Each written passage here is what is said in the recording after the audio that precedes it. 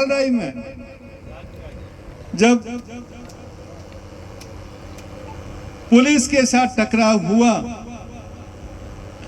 Police आगे थी, police को मजबूरन भागना पड़ा और वो जो हाईवे था ना, इतिहास में पहली बार 32 घंटे हाईवे बंद रहा, 32 घंटे हाईवे बंद रहा आपके का।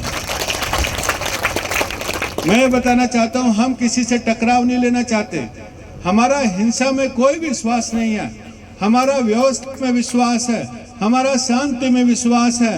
लेकिन जो हमें दबाने की कोशिश करेगा, जो हम पे डंडे मारेगा, जो हम पे आंसू गैस के गोले छोड़ेगा, तो हम भी चुप बैठने वाले नहीं है। इसलिए सरकार 2 दिन में झुकी, तब सरकार घबराई कि इनके साथ बातचीत करना चाहिए, तब सरकार के सारे अधिकारी आए। हमने बोला कैबिनेट मिनिस्टर से कम बात नहीं करेंगे, उस पर भी सरकार राजी हुई। पहली बार घुमंतु जातियों ने सरकार को झुकाया। भारत माता की 5 दिसंबर को वार्ताएं हुई, हम काफी समाजों के उनके प्रतिनिधि लेके गए वहां पे, गाड़िया लुहार, बंजारा, जो भी हमारे साथ में थे, उनको पूरा बताया कि भाई आप हमें ओबीसी में रखोगे या एससी में रखोगे, या एक बच्चे ने जैसे भी हमारे भाट के युवा ने बोला कि भाई एमबीसी में हमें नहीं रखा, किसी ग्रुप में रखोगे हमें कुछ मिलने वाला नहीं। अभी एमबीसी की लिस्ट आई, आरएस की लिस्ट आई एमबीसी की, जिसमें 83 बच्चे पास हुए। कितने पास हुए?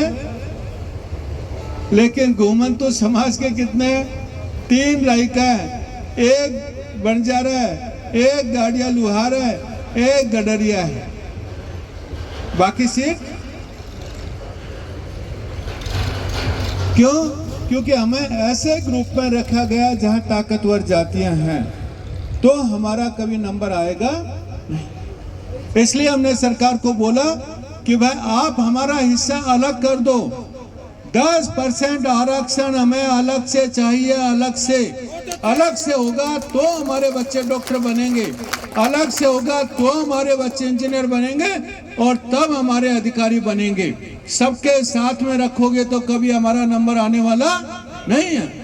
और यह अलग आरक्षण देने का रेन के आयोग हो चाहे इदाते आयोग हो, सेंट्रल गवर्नमेंट का, सुप्रीम कोर्ट, सब ने बोला है घुमंतु समाज को अलग से आरक्षण मिलना चाहिए।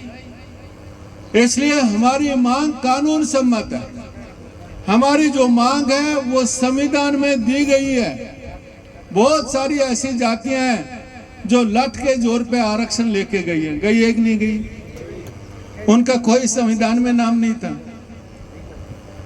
अभी मराठों ने पिछले दिनों आंदोलन किया बॉम्बे में, देखा पूरा बॉम्बे जाम कर दिया, मराठों का कहीं संविधान में नाम नहीं है, लेकिन फिर भी आरक्षण लेके गए।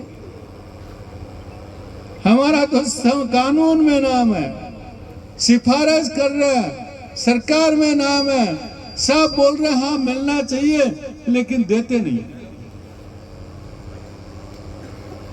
5 दिसंबर को हमने जो प्रेजेंटेशन दिया, सरकार ने माना कि वे आपकी बात सही है,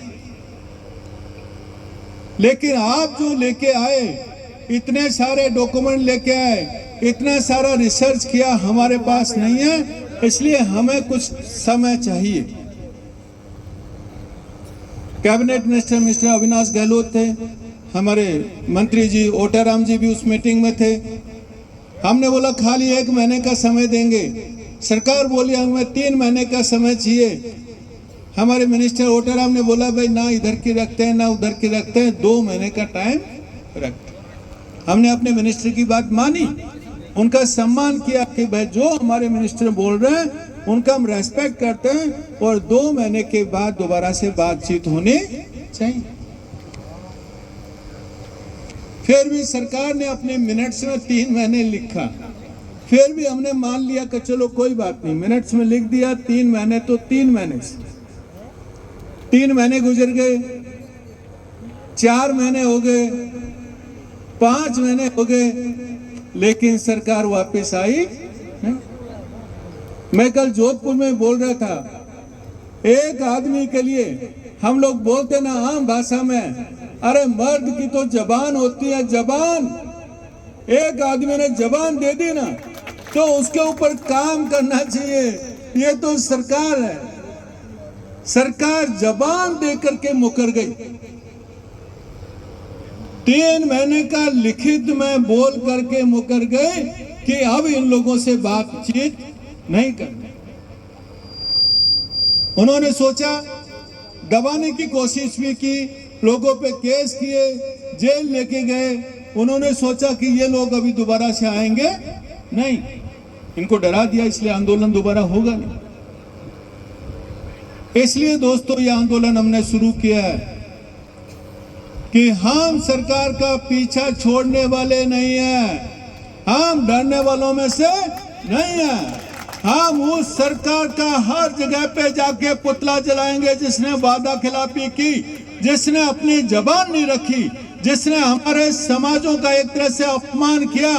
उसके लिए हमारे दिल में कोई भी सम्मान नहीं है।